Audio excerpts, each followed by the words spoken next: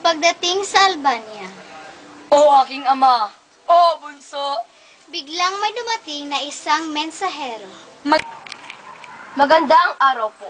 Humihingi ng tulong ang Crotona sa inyo dahil nanganganib po na masakop ni General Usmali. asahan nyo ang tulong namin. Durante, pupunta tayo kay Haring Lencio. Pagdating sa palasyo, sinalubong sila ni Haring Lencio. Mahal na hari, ang aking anak na si Florante. Ang binata sa aking panaginip. Siya ang papalit sa aking trono. Pansamantala, pamunuan mo ang hukbong patungo sa Crotona. Tulungan mo ang iyong ninuno doon at magkamit ng karangalan. Nabalitaan ko kay Antenor na nagpamalas ka ng iyong kausanay sa Atenas. Walang pagdududa na ang iyong namana ang mga katangian ng iyong ama. Maraming salamat po sa papuri. Ginawa ko lang po ang aking nararapat. Kasilayan ni Florante sa Laura sa hardin ng palasyo. Maaari ko po ang malaman kung ano ang pangalan ng magandang binibining iyon? Siya nga pala ang aking anak na si Laura. Maiwan muna kita at mag-uusap lang kami ng iyong ama. Pumasok si Haring Lencio sa loob ng palasyo at nilapitan naman ni Florante si Laura. Magandang umaga sa'yo, prinsesa. Kanina pa kita napapansin. Magandang umaga, Florante.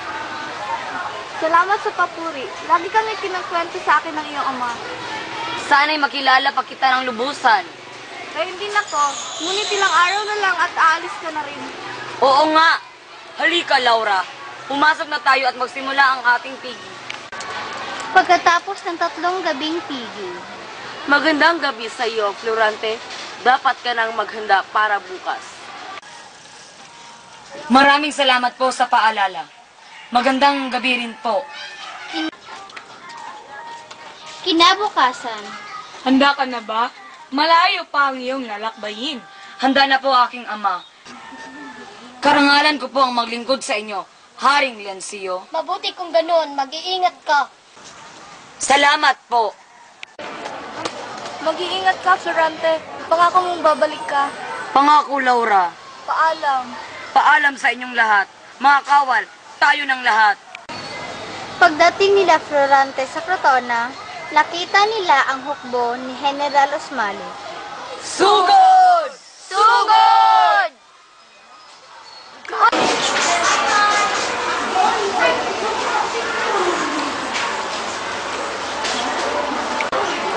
Nanalo tayo!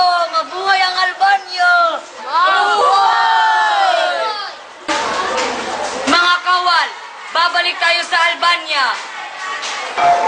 Sa pagbalik nila sa Albania ay may nakasalubong silang mga bibinyagan na may dalang isang babae. Sino kayo? At bakit kayo narito? Kami mga taga-Albania, pakawalan nyo ang babaeng iyan.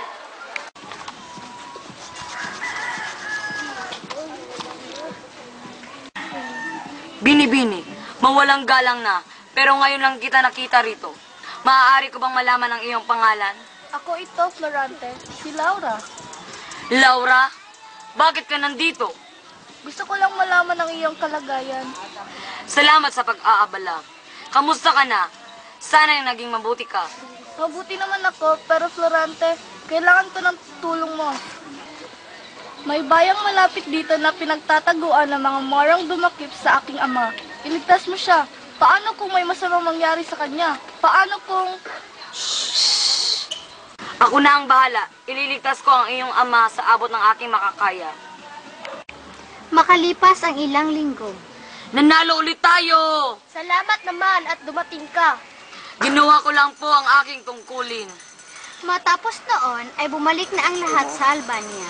Florante, pasensya ka na, ngunit ipapadala ulit kita sa Etolia para lumaban sa mga Turko. Mag-ingat ka. Pupunta po kami kaagad. Makalipas ang ilang araw ng paglalakbay, Kapag nakita nyo na sila, ay sugurin nyo kaagad.